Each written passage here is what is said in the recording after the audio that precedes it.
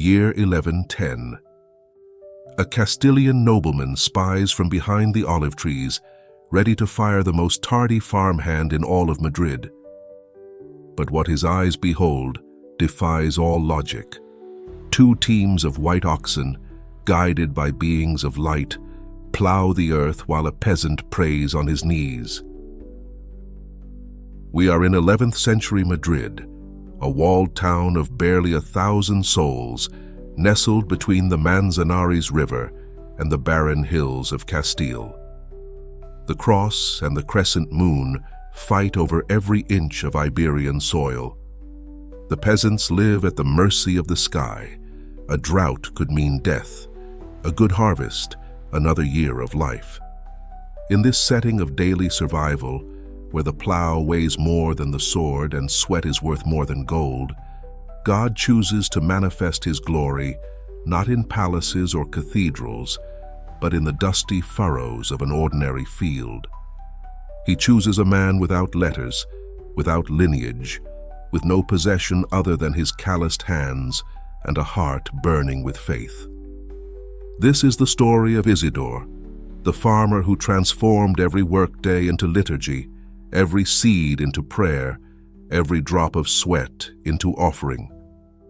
The saint who proved that the angels of heaven gladly descend to work alongside those who work for God.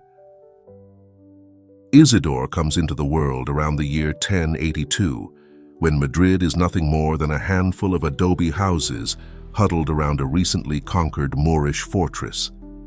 His parents, Mozarabic Christians who have survived generations under Muslim rule, preserve intact a faith tempered by centuries of silent resistance. At baptism, they give him the name Isidore, evoking the great doctor of the Hispanic Church, that bishop of Sevilla whose wisdom illuminated Visigothic Spain. But young Isidore will not inherit libraries or mitres. He will inherit a hoe, a pair of scrawny oxen, and the ancestral knowledge of how to wrest life from a thirsty land. Isidore's childhood unfolds between the adobe walls of his humble home, near where the church of San Andres stands today, and the fields surrounding the village. There is no school for the sons of day laborers. The only letters he will ever know are those of the Our Father and the Hail Mary, etched into his memory by his mother's patient voice. But this woman without a name in the annals of history passes on to him something no teacher could ever impart: the art of speaking with God as one speaks with a father. Each dawn, before the rooster breaks the silence, the family walks through the darkness toward San Andres to attend the first Mass. The boy Isidore learns that the day does not begin with the sun, but with the Eucharist. The years of youth bring turbulence. Almoravid raids from the south force many Madrid families to seek refuge in the safer lands of the north. Isidore, likely an orphan by now, migrates to Torrelaguna, an agricultural village in the foothills of the mountains. There he works as an itinerant day laborer, offering his alms to whoever needs planting or harvesting done. The masters change, the lands change, but one thing remains immutable: his custom of beginning each workday before the altar. The other farmhands mutter under their breath. Some call him a holy roller with mockery, others simply mad. What kind of worker wastes the best hours of daylight kneeling in cold churches? Isidore does not argue, does not justify himself. He smiles with meekness, and when he arrives at the field, works with a vigor that belies any accusation of laziness. It is in these years of anonymity that the metal of the future saint is forged. Without a spiritual director to guide him, without books to instruct him, Isidore develops his own mysticism, as simple as it is profound. Each furrow opened in the earth is a prayer, each seed planted, an act of hope, each harvest gathered, an act of thanksgiving. He does not distinguish between the sacred and the profane, because for him everything is sacred when done for love of God. This peasant intuition, which later theologians would call contemplation in action, springs forth in Isidore with the naturalness of water flowing from rock. When he finally returns to Madrid as an adult to enter the service of Juan de Vargas, he carries with him this wisdom distilled through years of fruitful solitude. He does not know that he is about to become the protagonist of wonders that will echo through the centuries. The return to Madrid marks the beginning of a new chapter in Isidore's life. The town has grown, new parishes rise alongside San Andrés, and the farmlands stretch beyond the ancient walls. It is then that he enters the service of Juan de Vargas, a nobleman of modest fortune whose lands extend across the Manzanares meadows and the hills of Carabanchel. Vargas seeks reliable laborers, men who won't steal grain or cheat on their working hours. The neighbors recommend Isidore to him, a tireless worker, they say, though with strange habits of a holy man. The nobleman hires him without suspecting that he has just employed the man who will transform his understanding of faith. It is also during these years that Isidore meets María Toribia, a young woman from Uceda whose piety matches his own. The marriage they enter into is not an alliance of convenience nor a family arrangement. It is the union of two souls who have found in each other a mirror of their love for God. Together they establish their home in a modest house near the parish of San Andrés. The routine they create would astonish many married couples of any era. They pray together at dawn, work separately during the day, she in domestic tasks and small errands, he in Vargas's fields, and reunite at dusk to pray vespers before sharing their frugal supper. They accumulate no possessions. Whatever remains beyond their sustenance goes into the hands of beggars and widows. The most heart-wrenching trial comes with the birth and near death of their only son, Ilan. The child, barely able to walk, escapes his mother's watchful eye one day and falls into a deep well in the courtyard of their home. Maria screams in desperation. Neighbors come running, but no one dares descend into the darkness of the well, whose waters are known to be icy and deep. When Isidore arrives from the fields, he finds his wife on her knees, not crying hysterically, but praying with superhuman serenity. He kneels beside her. Together, husband and wife, they raise a silent plea to heaven. And then the impossible happens. The waters of the well begin to rise slowly, as if an invisible hand were pushing them from the bottom. They rise and rise until little Ilan emerges floating, alive, smiling, without a scratch.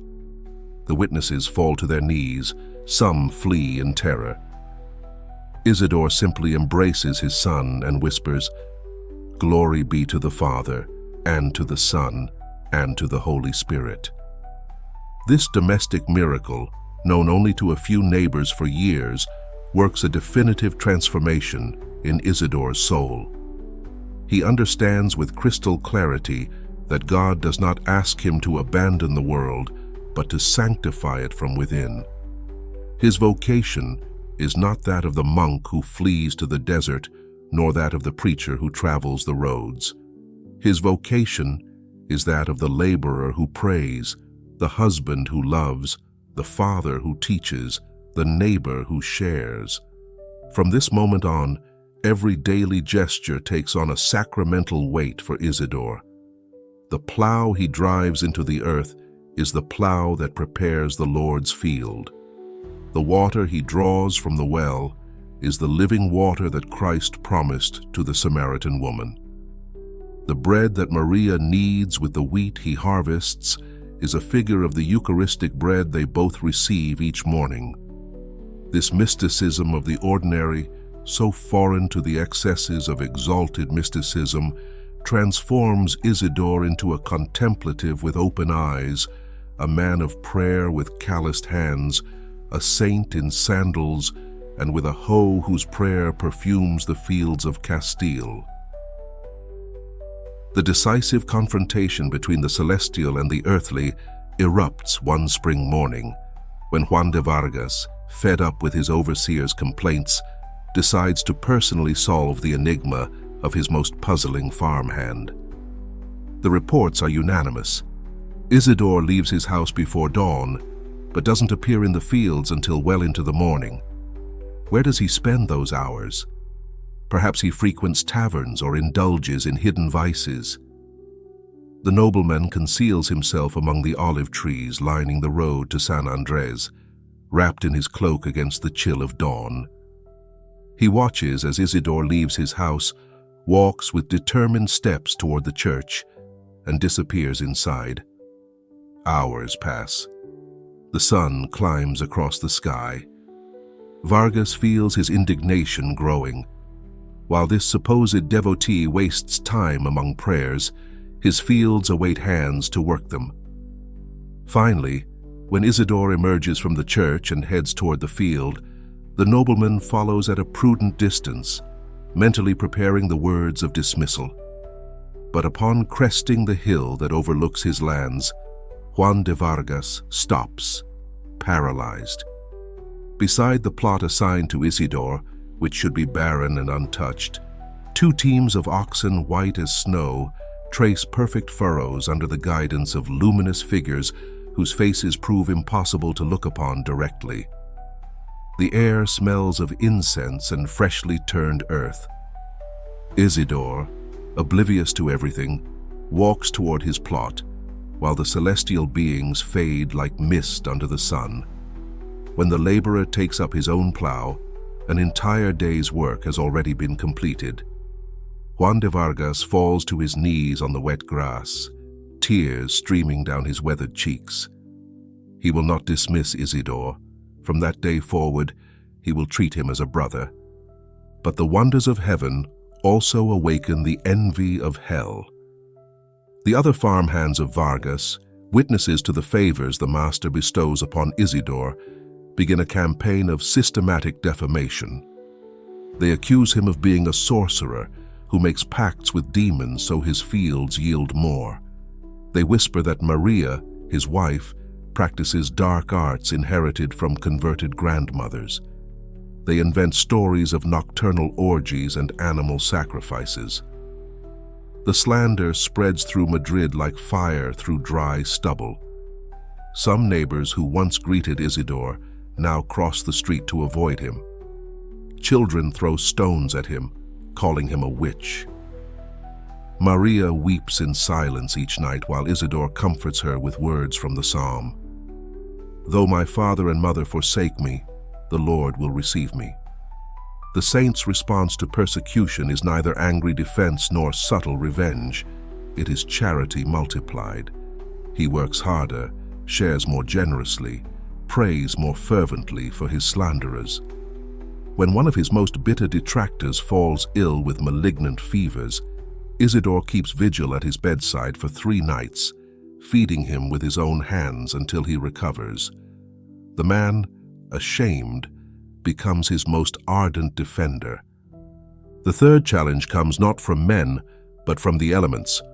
A brutal drought scourges the region during the summer of 1120.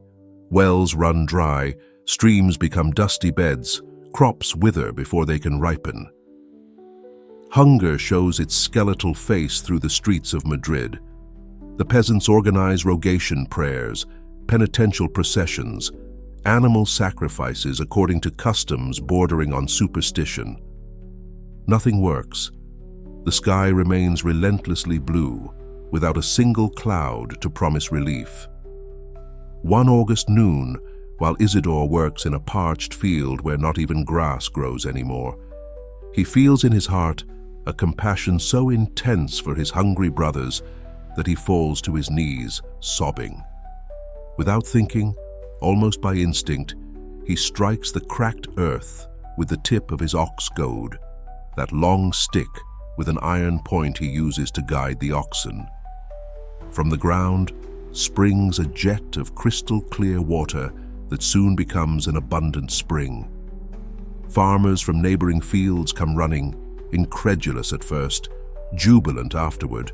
They drink, fill jugs, lead their thirsty animals to it. The fountain does not cease flowing.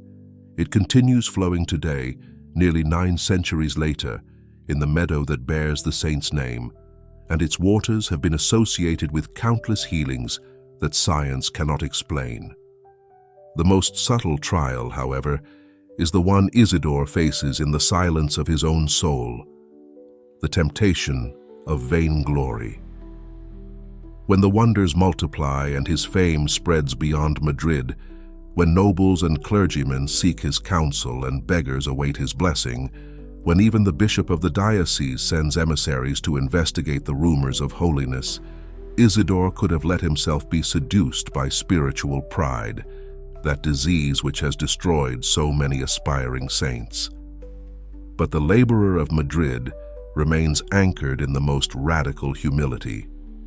When asked about the miracles, he responds that he has done nothing, that everything is God's work, that the witnesses probably exaggerate or confuse what they saw.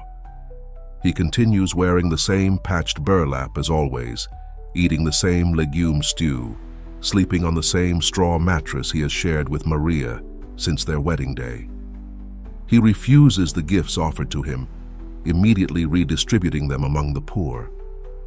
When someone calls him a saint, he frowns with genuine displeasure and replies that only God is holy, and that he is a sinner who needs mercy every day. This humility is neither pose nor false modesty. It springs from a conviction rooted in the deepest part of his being. Everything good in him is a gift received, and the only possible merit is not to hinder the action of grace. The angels plowed his fields, not because he deserved it, but because God wished to show that the prayer of the poor is worth as much as that of the king. Water sprang from the rock, not because of his holiness, but because of his brother's thirst. Isidore lives each day as if it were the first of his conversion, in need of forgiveness, hungry for the Eucharist, grateful simply to breathe. The winter of 1130 finds Isidore with a broken body, but a radiant spirit. Nearly 5 decades of labor under the Castilian sun have taken their toll. The hands that so often grip the plow now tremble when holding a spoon. The legs that traversed endless fields can barely carry him from bed to hearth. Maria, his lifelong companion, cares for him with the same tenderness with which they once cared together for little Ilan. The humble house beside San Andres has become a place of quiet pilgrimage. Neighbors, former fellow laborers, even some nobles who remember the miracles of decades past, come to receive a final blessing from the holy farmer. Isidore receives them all, though each visit exhausts him further. To those who ask for advice, he always repeats the same words: love God above all things, trust in his providence, sanctify the work of each day. These are not new or original words. They are the only ones he knows, the ones he has lived for 40 years of furrows and prayers. The first days of spring bring a premonition that Isidore recognizes without fear. One morning, after receiving communion from the hands of the parish priest of San Andres, who has come to his bedside, the farmer calls Maria and takes her hands in his. He thanks her for every day shared, every prayer said together, every silent sacrifice. He asks her not to weep when he departs, for he goes to be reunited with the one whom they both have loved above all things. Maria nods through tears, unable to speak. Isidore then asks that they bring in the few friends waiting outside, former day laborers who worked at his side, neighbors who witnessed his miracles, Juan de Vargas himself, now elderly, who never forgot that morning among the olive trees. To all of them he speaks with a weak but clear voice. May they persevere in faith, may they not fear death. May they remember that God's angels are always present, even when our eyes cannot see them. Then he asks for the wooden crucifix that has presided over his home for decades, clasps it against his chest, and closes his eyes, murmuring the name of Jesus. The death of Isidore, which according to tradition occurred on November 30th, 1130, goes almost unnoticed by the world.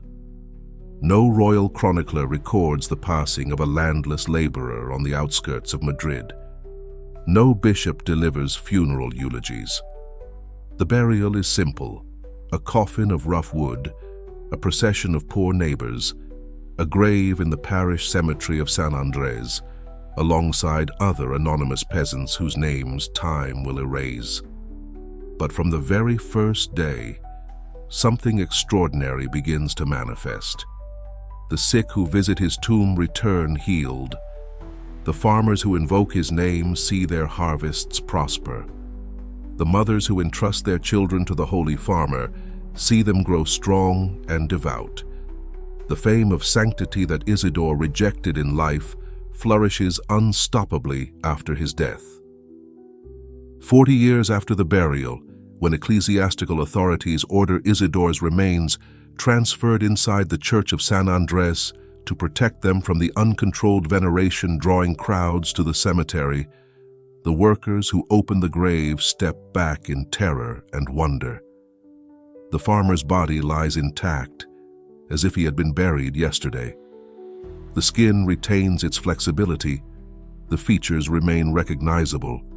A soft fragrance, impossible to describe but unmistakably celestial, emanates from the remains. There are no signs of decay, no smell of death, no cadaveric rigidity. The Bishop of Madrid, urgently summoned, certifies the miracle before notaries and witnesses. This incorrupt body, which will traverse the centuries defying all natural explanation, will become the most eloquent silent testimony that Isidore the Farmer lived a life that transcended the merely human, a life in which heaven and earth met each day among furrows of wheat and prayers at dawn. The seed planted by that illiterate laborer germinates with unstoppable force in the centuries following his death. The kings of Castile first, and of Spain thereafter, adopt Isidore as special protector of the crown and of the military campaigns of the Reconquista. Alfonso VIII, facing the greatest Almohad threat ever to cross the strait, orders the saint's relics carried to the decisive battle of Las Navas de Tolosa in the summer of 1212. Chroniclers of the era narrate how a mysterious shepherd guided the Christian troops through a secret pass in the Sierra Morena, allowing them to surprise the enemy. Many identified that shepherd as Isidore himself, interceding from heaven for the land he had plowed in life. The crushing victory over the Almohads, which forever changed the course of peninsular history, became associated in popular memory with the patronage of the peasant from Madrid. 4 centuries later, in the spring of 1619, King Philip III lies dying in Casarubios del Monte. The court physicians have exhausted all their remedies. The royal chaplains administer last rites. Queen Margaret of Austria, desperate, orders the incorrupt body of Isidore brought from Madrid, preserved in its crystal and silver urn. When the relics cross the threshold of the royal chamber, the monarch experiences an instantaneous improvement that the doctors deem inexplicable. Philip III not only survives, but fully recovers his health. This prodigy, verified by dozens of witnesses of the highest nobility, definitively accelerates the canonization process that had been stalled for decades in Roman offices. On March 12, 1622, in an unprecedented ceremony, Pope Gregory XV inscribes Isidore in the catalogue of saints alongside 4 giants of Catholic spirituality: Ignatius of Loyola, the Basque soldier who founded the Society of Jesus; Francis Xavier, the apostle who carried the gospel to the ends of Asia; Teresa of Avila, the reformer of Carmel and mystical doctor; Philip Neri, the saint of Roman joy; among founders of orders, missionaries of continents, mystics of dizzying heights, and reformers of the church, a peasant who never wrote a single line nor preached a sermon takes his place with equal dignity. The cult of Saint Isidore soon transcends the borders of Castile to spread throughout the Catholic world. In 1960, Pope John XXIII, himself the son of Lombard peasants, officially proclaims Isidore patron of all farmers in the world. From the Argentine pampas to the Philippine rice paddies, from the French vineyards to the Colombian coffee plantations, millions of men and women who work the land invoke the laborer from Madrid each day. His feast, celebrated on May 15th, gathers multitudes in the Madrid meadow that bears his name, where the spring that burst forth from his goad still flows with crystal-clear water. The incorrupt body, displayed in the collegiate church of Saint Isidore, receives each year the veneration of pilgrims arriving from all 5 continents. But beyond processions and relics, the authentic legacy of Isidore lives on in every farmer who prays while sowing, in every mother who sanctifies household tasks, in every worker who offers their sweat as incense. The message of the illiterate saint resonates with renewed urgency in our age of frantic activism and rootless spirituality. There is no true prayer without honest work, nor honest work that cannot become prayer. The highest contemplation flourishes not despite the everyday, but precisely at its heart. The angels who plowed alongside Isidore wait invisibly beside all those who, with calloused hands and a clean heart, till the Lord's land. Thus concludes the story of a man who never sought glory nor recognition, who never delivered eloquent speeches, nor wrote treatises on spirituality. And yet, his silent life speaks louder than 1,000 sermons. Isidore teaches us that holiness is not the privilege of the learned, nor the monopoly of the consecrated. It is a universal calling that blossoms wherever a humble heart surrenders without reserve to the love of God. In a world that worships frantic productivity and despises contemplation, the laborer from Madrid reminds us that working and praying are not opposing activities, but twin sisters. Every task performed with love becomes liturgy.